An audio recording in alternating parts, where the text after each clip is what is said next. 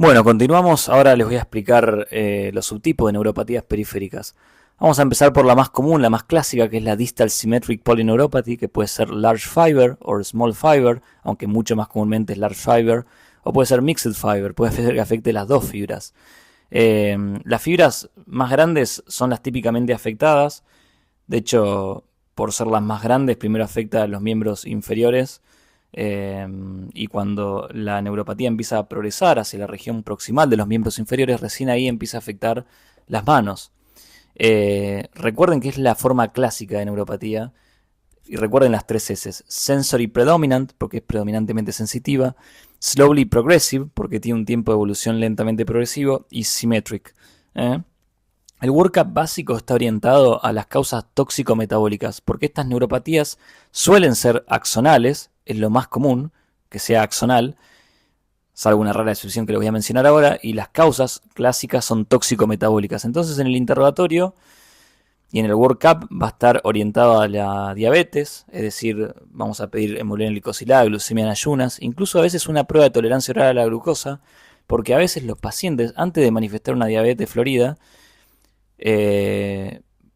antes de producir alteraciones en el laboratorio, tienen una small fiber neuropathy, una neuropatía de fibra pequeña con alodinia, bastante dolor, bastante dolorosa, con un dolor urente, lancinante que le dicen, que a veces es producida por el roce de las sábanas, por ejemplo. Y bueno, esto es una causa importante. La función renal, obviamente uno no va a diagnosticar una uremia elevada crónicamente con esto, pero bueno, para que sepan que la urea a la larga puede dar neuropatía. Las vitaminas, la más común, la B12, en la anemia perniciosa, que son anticuerpos anticélulas parietales o antifactor intrínseco. El déficit de vitamina B6, que es la piridoxina, por ejemplo, en los pacientes que toman isoniazida, porque están bajo un tratamiento de tuberculosis. Y los pacientes que tienen déficit de tiamina B1, que son alcohólicos. El mismo alcohol, que ahí se los puse ahí abajo, también es una causa. Y en el laboratorio puede haber alguna evidencia con hepatitis o una gamma GT elevada, con un BCM elevado, por ejemplo. La celiaquía es una enfermedad bastante rara que genere neuropatía, pero también es otra causa. Y son todas axonales, básicamente, las causas tóxico-metabólicas. Pero raramente hay causas desmielinizantes y tienen que ver con el DATS. El DATS es un síndrome que es Distal Acquired Demyelinating Symmetric, es una polineuropathy, es una variante de la CIDP, que obviamente no es la clásica porque esto es distal y la CIDP es más proximal, la CIDP es más motora y esta es más sensitiva.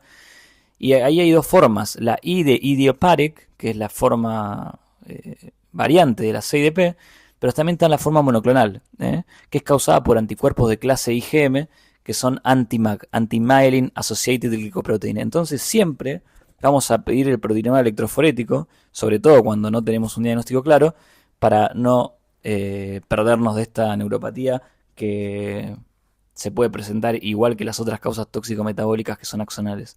Y después cualquier enfermedad sistémica de tejido conectivo, Sjögren, lupus, la sarcoidosis, la vasculitis, sí, incluso las vasculitis que suelen afectar de forma multifocal como neuritis múltiplex a veces está evolucionada y tienen un patrón muy similar a esto, incluso a veces se presentan de esta forma, distal symmetric polyneuropathy de entrada. La amiloidosis, que puede afectar las fibras grandes, pero también las fibras pequeñas, generando disautonomía. Y el HIV, básicamente estas enfermedades sistémicas que les puse acá abajo pueden generar cualquier tipo de neuropatía. Hay algunas neuropatías que son más clásicas o más representativas de estas enfermedades, pero lo más común siempre es que generen este tipo de neuropatías. Que ven acá. El problema es que no podemos pensarla, salvo que no tengamos ninguna otra causa clara, sí se puede indagar un poco más a fondo. Pero en general con lo tóxico metabólico y el proteinoma electroforético ya debería haber en la mayoría de los casos un diagnóstico. La poliradiculoneuropathy, que como dice ahí es una polineuropatía más compromiso radicular, afecta obviamente las large fibers, que son las fibras más grandes y mielínicas. Es atípico ya por el hecho de que es motor predominante o motor igual que sensitivo, con afección distal y también proximal, porque obviamente al afectar las raíces, imagínense que afecta C5 o C6, por ejemplo, eso va a afectar la flexión del brazo, la abducción de los hombros. Hay algunas que son puramente motoras o no puramente motoras, pero en las que lo motor es desproporcionado con respecto a lo sensitivo, por ejemplo el Guillain-Barré, o por ejemplo la porfiria, que es puramente motora, porque los axones de las fibras, los plexos, mejor dicho, o las raíces nerviosas, o todo lo proximal, es metabólicamente activo, sobre todo lo motor, y es lo que primero se afecta, dando debilidad proximal y puramente motora. Sí, no predominantemente motora, puramente motora. Por eso ahí que dice motor más que sensitivo, en realidad la porfiria sería solo motor. Entonces, ¿qué vamos a pedir? Y básicamente una punción lumbar, porque si hay inflamación de las raíces, yo puedo tener alguna evidencia de esa inflamación en la punción lumbar, aunque esto no siempre es del todo sensible, sobre todo para las causas infiltrativas. Un protinograma electroforético y un HIV, entre otras cosas, ¿no? Pero digo, por las causas que comúnmente producen este tipo de polirradiculoneuropatías. En el contexto agudo, las causas desminimizantes son las causas del Guillain-Barré desminimizante, que son la AIDP. Y tenemos que pedir un HIV porque a veces en la seroconversión el HIV puede dar un GBS-like, un síndrome like, el Guillain-Barré, que a veces tiende a ser más subagudo, ¿viste? Más SIDP, subacute, en vez de CIDP, que es chronic. Pero bueno, en el contexto crónico, la CIDP. En el contexto agudo axonal, bueno, el AMAN, en Acute Motor Axonal Neuropathy, o la Acute Motor Sensitive Axonal Neuropathy, o la porfiria intermitente aguda, que también es una causa axonal de radiculopatía, que va a generar en realidad una debilidad predominantemente proximal. Tal vez no es lo más adecuado ponerla acá, pero yo quiero que sepan que como afecta a las raíces da debilidad proximal y es un diagnóstico de todas estas enfermedades. También puede afectar a la región distal, con lo cual podría dar este síndrome. Y las causas raras, en el contexto crónico, la CIDP tiene banderas rojas para pensar estas causas raras, como el POEMS, por ejemplo, que es producido por una gamapatía monoclonal, que a diferencia del DATS que les expliqué antes, es producida por una de clase IgG o IgA, es parte de un síndrome donde hay manifestaciones cutáneas que hay que ir a buscar, y ahora lo voy a explicar más adelante. Y después también están las nodopatías, que son enfermedades que afectan el nodo Rambier, que dan un patrón desminimizante, pero cuando una CIDP no responde al tratamiento clásico de gamma globulina, hay que pensar este tipo de nodopatías. Y después están las causas axonales, subagudas, más que nada, no crónicas, sino más bien subagudas, que tienen que ver con la infiltración, y todo lo que es infiltrativo da algún grado de asimetría, como por ejemplo la neurolinfomatosis, que puede ser primaria, es decir, puede que el paciente no tenga compromiso nodal, la neurosarcoidosis del sistema nervioso periférico, y en un contexto subagudo también el citomegalovirus en inmunosuprimidos puede dar radiculitis, sobre todo de la región lumbosacra. Entonces, en agudo los diagnósticos serían Guillain-Barré versus HIV versus porfiria. En subagudo, que esto igual es muy cercano lo agudo de lo subagudo, así que hay que pensar todo según el paciente que tengamos enfrente. A veces las cosas son muy claras y otras veces no tanto. Y saber que la sarcoidosis y la neurolinfomatosis pueden estar incluidas. Y ya crónico, hablamos de la CIDP, el POEMS y las nodopatías. Es importante destacar que en los primeros días del Guillain-Barré el líquido cefalorraquídeo puede dar negativo, y en realidad ahí la clínica lo primero que aparece es los reflejos abolidos y el aumento de la latencia de los reflejos de la onda H, que sería el mismo reflejo teotendinoso pero a nivel electromiográfico. Después en la CIDP es importante saber que la disociación albumino-citológica es mucho más leve y en el POEMS es bastante marcada.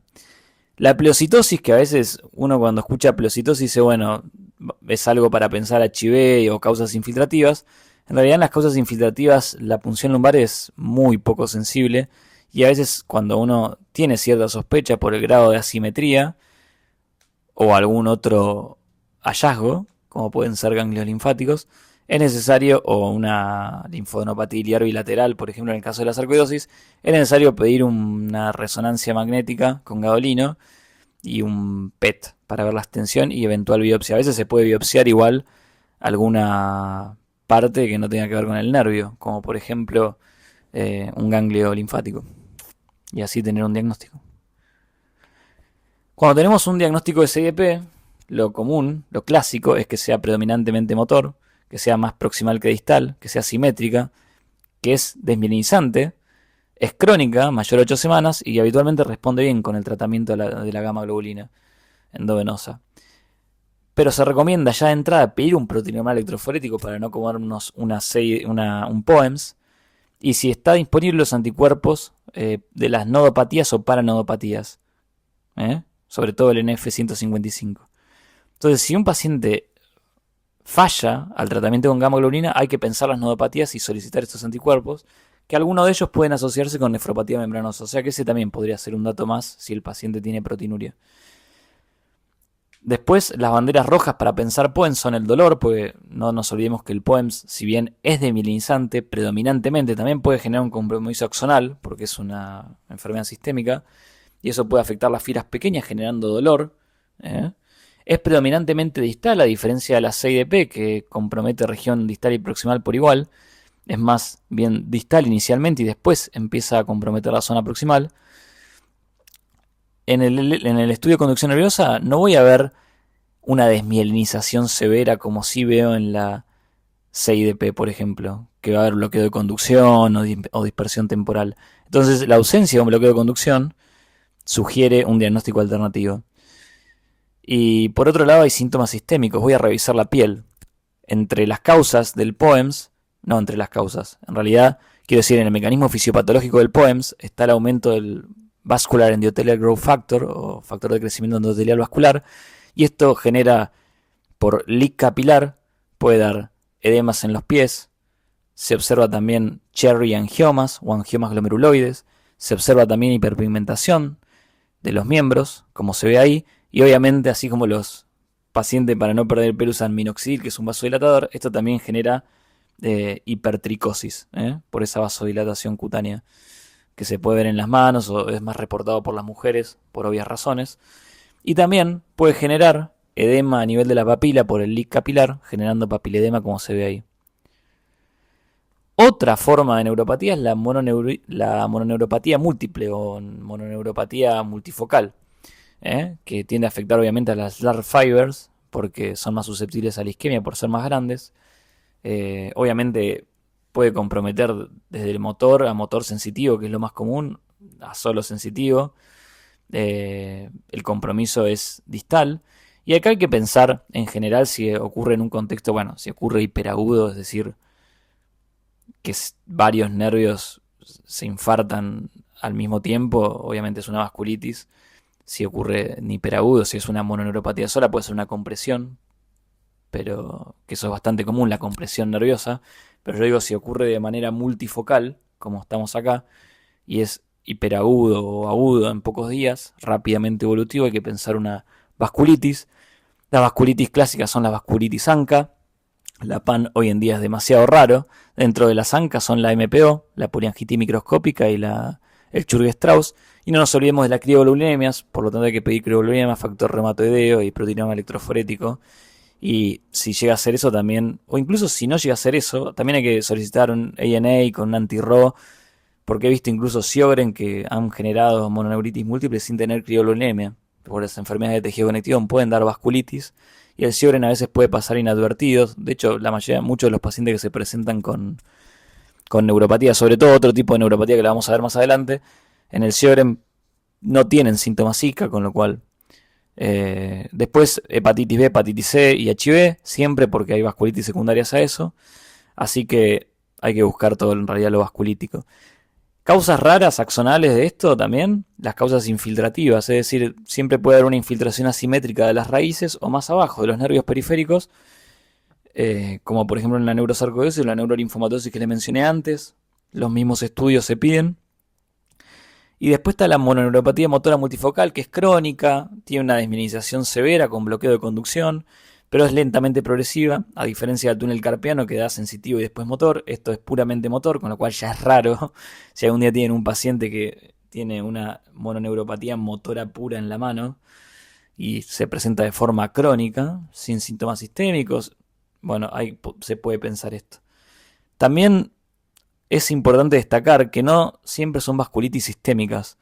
Así como existe la vasculitis del sistema nervioso central aislada, existe la vasculitis del sistema nervioso periférico aislada, sin que tenga un compromiso sistémico. Esto también es importante remarcarlo, Y en la vasculitis, a veces el interrogatorio dirigido, o sea, puede esclarecer un poco esto, porque Esto se produce de forma escalonada, de forma stepwise. Un día se te infarta un nervio, al otro día, al siguiente semana otro y después otro. Y así, va medio de forma escalonada y después puede dar un patrón de polineuropatía simétrico distal. Entonces, si uno le pregunta al paciente, igual eso se puede ver en el estudio de conducción nerviosa. El estudio de conducción nerviosa da pistas de esto a nivel electromiográfico, como para determinar si fue una mononeuritis multiplex. El otro tipo es el non-length dependent small fiber neuropathy, o sea, la neuropatía de fibra pequeña que no es dependiente de longitud. Y acá es bandera roja, porque acá hay que empezar a pensar causas sistémicas inflamatorias de enfermedades que afectan las fibras pequeñas. Todo lo solicitado para las neuropatías clásicas, esas polineuropatías dependientes de longitud, es decir, todo lo metabólico, hay que pedirlo de vuelta porque también pueden dar small fiber asimétrica. No es lo más común, pero lo pueden hacer y es necesario pedir todo de vuelta. O todo eso, quiero decir. Además de búsqueda de autoinmunidad, sobre todo el Sjögren. El Sjögren, digamos, cuando uno tiene una small fiber neuropathy, simétrica o asimétrica, como en estos casos, puede ser idiopática, pero después puede ser por Sjögren. Hay que buscar el Sjögren. Es la más común. El Sjögren más comúnmente genera esta small fiber neuropathy. Otras causas, pero también han sido reportadas y hay que buscarlas en este contexto, sobre todo cuando es asimétrico, es la sarcoidosis, los fenómenos paraneoplásicos, y después los otros no son tan comunes. Cuando hay, bueno, la amiloidosis sí, de hecho genera disautonomía.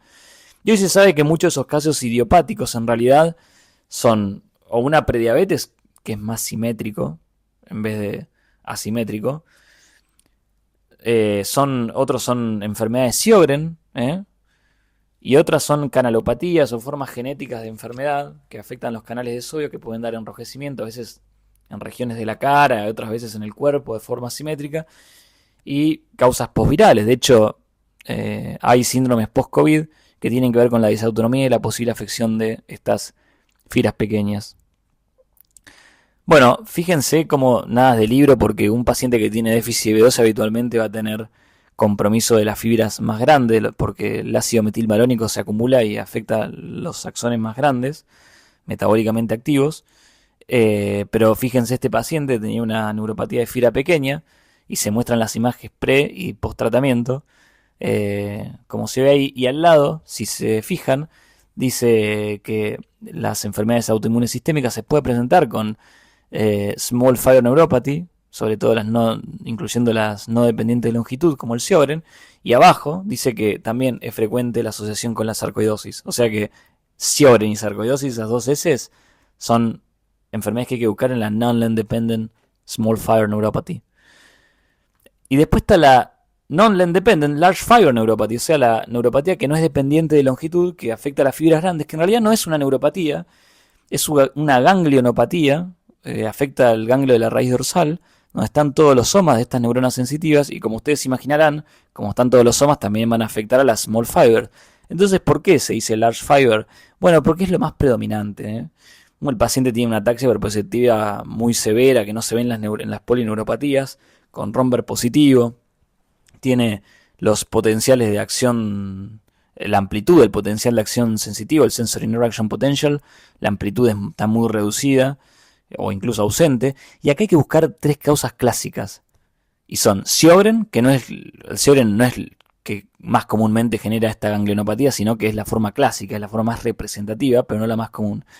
Pero hay que buscar Sjögren, paraneoplásicos anti-HU, sobre todo en el cáncer de pulmón de células pequeñas, pero puede haber otro cáncer dando vuelta, por lo tanto hay que pedir una PANTAC o un PET, y la quimioterapia.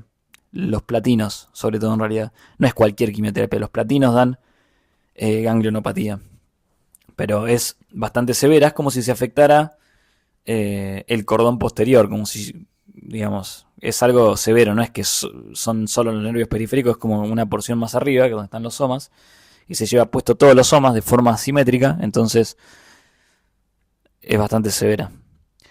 Entonces, ¿qué es lo típico? Lo típico es lo que vimos, el primer patrón. Simétrico distal, dependiente de longitud, es decir, que se afecten los miembros inferiores primero y después las manos, y que sea lentamente progresivo o crónico. Lo raro es todo lo que dista de eso. Si tiene afección proximal, como la polirradiculoneuropatía, bueno, es raro. Si es asimétrico, como en la mononeuritis múltiplex o las ganglionopatías o en la non-land dependent small fiber neuropathy, también. Básicamente, si hay un patrón no dependiente de longitud, que son esos 4 que están ahí, ninguno de esos 4 tiene un patrón dependiente de longitud, son raros. Y si es agudo o subaguda, es un tiempo de evolución que también es atípico, porque lo más común es que sean lentas y progresivas. Esto es lo mismo que les acabo de decir, pero básicamente un poco mejor ordenado. No lo voy a volver a repetir, pero por ejemplo, como un dato raro, fíjense que en las causas agudas con progresión rápida está la porfiria. La porfiria puede generar más compromiso de brazos que de piernas, o sea, de miembros superiores, con más compromiso proximal que distal, y con compromiso motor puro. Fíjense que está la porfiria en todas las características atípicas de una neuropatía, por ejemplo. Pero recuerden que las small fiber tienen los reflejos preservados, que eso no se los mencioné antes, y fíjense que todas las enfermedades sistémicas pueden generar esto, así que hay que pensarlas. Y en el siguiente video vamos a hablar justamente de estas enfermedades sistémicas.